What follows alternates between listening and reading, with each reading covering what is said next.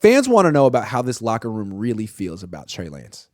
And I think it's a tough question to answer because I think the locker room is not necessarily in lockstep with this one.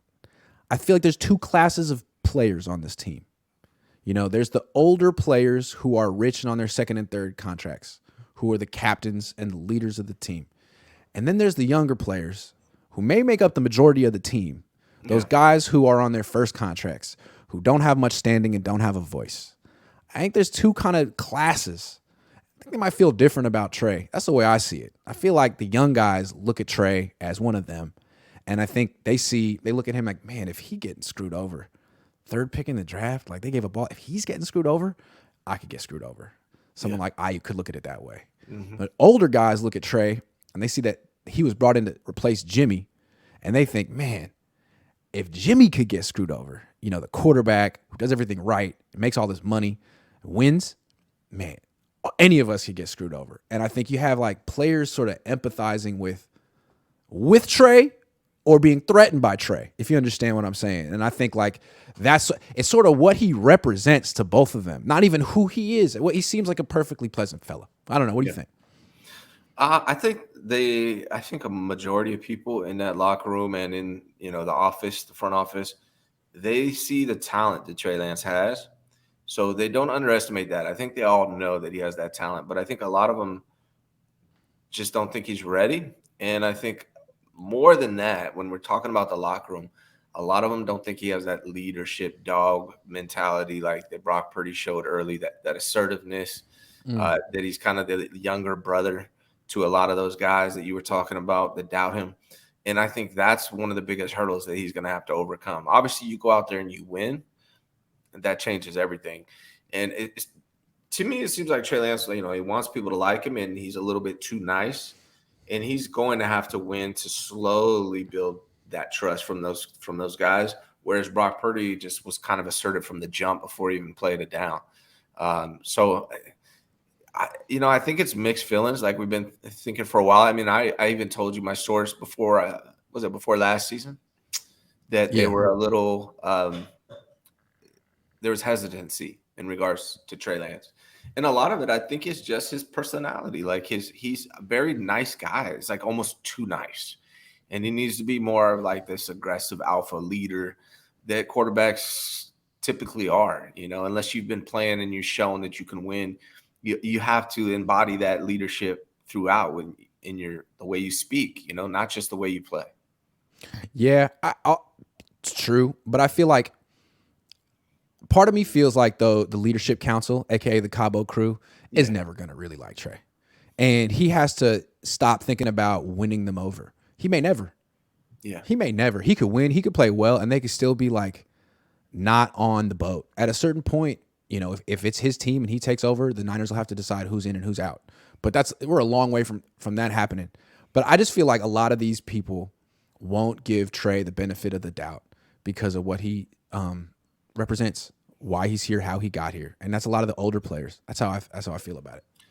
They treat him like a younger brother, and like, how do you stop? When do you stop doing that? It's so disrespectful. When do you stop? I feel like if he wins games. And he wins games in large part because he's playing well, that goes away. And it goes away pretty quickly. But that he's got to get to that point, right? He can't just be coasting by depending on Debo and CMC to get him there. He's got to overcome all of that, or else they're going to be comparing him to Brock Purdy forever. Right? He has to be the reason why the 49ers are winning games, which is hard to do on this roster. But he just has to ball out and win games. Once they do that, like if they go into Pittsburgh, win that game, if he beats the Cowboys, if they start 6-0, and he's the quarterback, I think all that goes away. I disagree. This team is complicated because the leadership council, the Cabo crew, again, to me, I feel like they look at Trey as like, man, you didn't ask us if we wanted Trey. You didn't get our input on this. In fact, had you asked our input, we would have said no. And they've already sort of given Brock Purdy their seal of approval. They like Brock Purdy. So whatever happens with Trey Lance, I can see them being like, hey, you know, when Brock Purdy's healthy, he should play because we want playoff games with Brock Purdy. Like, he just got hurt. I can see that happening. And again, that puts Trey in a very awkward position. Like, what do you do when you have a locker room that's already made up its mind? or not a right locker now, room, but a leadership council? I think right now they've made up their mind and they have their opinions. But again, I really believe that, it's professional sports. If he goes out there and balls out and wins, he can get rid of that. I think it's just like the fans. There's a lot of the fans want to see Trey Lance, but there's also fans that are extremely overcritical on Trey Lance. And I think it's the same thing with his team. There's some of the guys like Trey Lance, want to see what he can do. They believe in his talent. Then there's some of them want to roll with Brock Purdy, and they're not sold on him yet. And the number one way to fix that with both the locker room and the fan base is go out there and ball out. And I feel like once he does that, if he does that, he can change things. I just feel like there's a section of this fan base that always is going to want to discredit Trey. Not just the fan base, but maybe the team too. And a section of this fan base and the team that really believes in Brock. And I kind of compare it to like the Steve Young, Joe Montana thing, although it's not that. But you can ask Jack Hammer. Like Jack Hammer is a big Joe Montana guy. And anytime anyone tries to like pump up the Steve Young legacy, like he'll be there on Twitter to be like, hold on, wait a second. Yeah, I disagree. So 1992, the Niners eventually push out Joe Montana and go with Steve. Steve's 14-2 that year. I think he might have been the MVP. They lose in the playoffs to Dallas.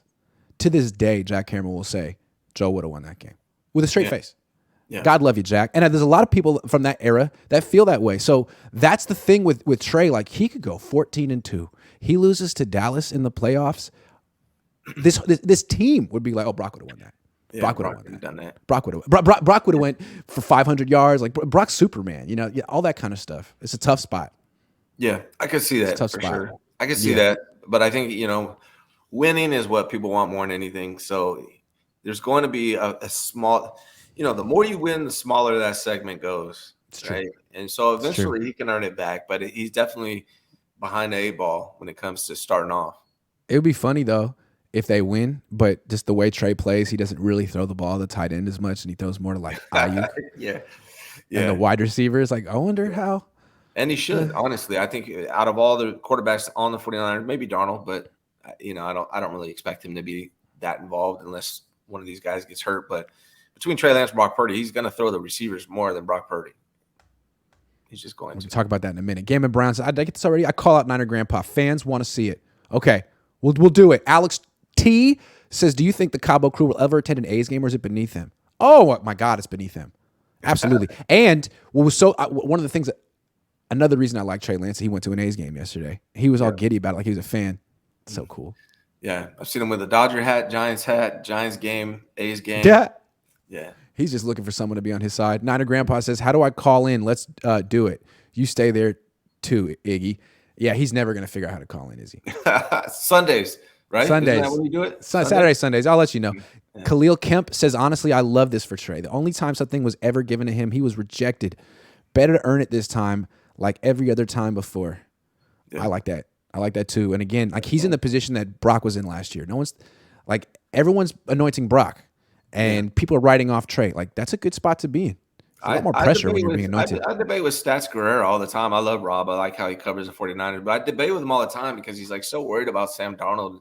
And to me, like, there's a lot of Trey fans that don't think he should have to compete at all with Sam Darnold. And for me, it's like, I don't give a damn if he's competing with Sam Darnold. Like, he should, and he should beat him out. If he's that guy, like, I think he is. I'm not even worried about him. I'm all for competition. Yeah. Flave says, think they just don't think Trey is good right now. Plus saying, I'll be okay with Jimmy Garoppolo coming back if he makes less than me. I'm sure vets thought, who are you and why you care what he makes? Go earn the job. I do feel like it's clear that bringing back Jimmy last year was an indication that they were concerned about Trey. And now Kyle even says, maybe he's using excuses, but he was like, well, his finger was messed up.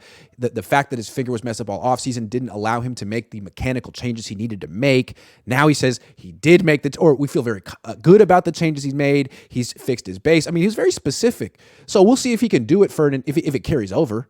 But so far, I feel like Kyle's trying to be transparent right now, and I kind of want to give him the benefit of the doubt. The funny thing about Flav, man, he was betting me betting. He says he's going to give me an autographed Ronnie Lott jersey if Trey Lance was the week 1 starter, and then he backed out of the bet. I thought he had confidence in Darnold, but it doesn't seem like he does as much as he's saying. Yeah. True says the fact is Lance was a project. When you get Purdy coming in and doing it better than Jimmy, they have to take a step back for the win now mentality. Right, and so that's why you would stick with Brock, because he was a clear, a smooth transition, and there's no development. But Brock got hurt. That's what makes things complicated. It's not as simple as just rolling with Brock. Now he has to rehab. Now he has to miss the whole offseason. So what do you do? That's why we're talking about it. But I feel you, True. Relax World says, NY Lance fan here. Why do people make it like Darnold is a Mahomes in the making so annoying? Because I don't like Lance. I think that's really what it's about. Because if Sam Darnold was traded to or signed with the Cardinals, you guys wouldn't give a damn. But now he's on the Niners, and he's the best thrower of the football of all time to a lot of people. It's just weird. What's different between Sam Darnold's situation and Blake Bortles' situation? Like, Blake was on a bad team. Blake was on a bad team too. And, he was the third pick in the draft, and he sucked. And then he went to the Rams. Like, they were like, oh, we got this former number 3 pick. Let's put him on our team, and he'll be good. No. He sucks. Yeah. He sucks. That's the more similar comparison to people. Yeah. People trying to compare him to Steve Young. Like, what are you doing, man? Blake Bortles, buddy, Yeah, well, what's the difference? Like, oh, Darnold was on bad teams. What the hell was Blake Bortles on? The Jaguars. Yeah. And a lot of stuff he does, it doesn't matter. Sam Darnold was recruited to college because of his arm talent and his athleticism. It's all good. Mm-hmm. But his senior year in high school, he threw 9 interceptions. Was that a bad team? Right? In college, he threw interceptions and fumbles. It's a USC. He just cry me a freaking river with your excuses at USC. Doesn't matter what you weren't at Arizona. You were at Oregon State. Yeah, and how does your team matter if you're fumbling? What does that have to do with fumbling? Yeah, hold on to the freaking ball. Butterfingers. Yes. That's your name.